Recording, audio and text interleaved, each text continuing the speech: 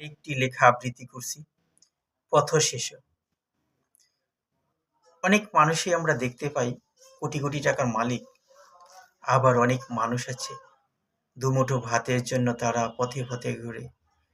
পথশিশু অনেকের ঠিকমতো তাদের পিতৃ পরিচয় পর্যন্ত নেই, সেই আলোকেই আমার লেখা পথশিশু।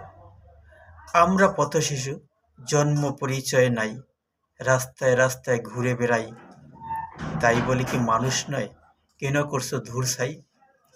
আমাদের জীবনখানি চলে বেলা অবেলায়, ভালোবাসা নেই তো বালাই, কাটে দুঃখ আর অবহেলায়। পথে পথে ঘুরি আমরা, খাবার খুঁজি দাঁড়ে দাঁড়ে, খেয়ে না খেয়ে অনাহারে জীবন কাটে রাস্তার মোড়ে।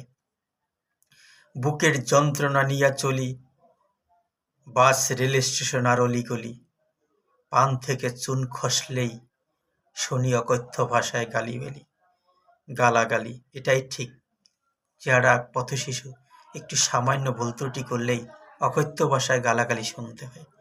পিতৃ পরিচয়হীন জীবনখানি পদে পদে ঝুঁকি, সারা জীবন ভেসে গেল মোর পিতৃ পরিচয় খুঁজি। শুনেছি পাগলি মা আমার মা, পিতৃ পরিচয় নাই, তাই তো আজ যার তার হাতে লাতি চর থাপ্পড় খাই। আমরা টোকাই কাগজ প্লাস্টিক, রোদ বৃষ্টি ঝড়ে, দিনের পর দিন অনাহারে কেটে যায় বস্তির ঘরে। তোমরা থাকো অট্টালিকায়, আমরা থাকি রাস্তার ফুটপাতে, ডাস্টবিন থেকে খাবার কুড়িয়ে আমাদের জীবন কাটে। ২রা অক্টোবর জাতীয় পথশিশু দিবস পালিত হয়, ফিরিয়ে দাও আমাদের পিতৃ পরিচয়, করো পুনর্বাসন, আর কিছু চাওয়ার নাই। একজন পথশিশুর আর্তনাদ, একজন পথশিশুর চাওয়া, যার পিতৃ পরিচয় নেই এমন পথশিশু, সে চায় শুধু তার পিতৃ পরিচয়। ধন্যবাদ সবাইকে। কবিতাটি ভালো লাগলে অবশ্যই শেয়ার করে দিবেন এবং কমেন্ট করে আমাকে উৎসাহিত করবেন।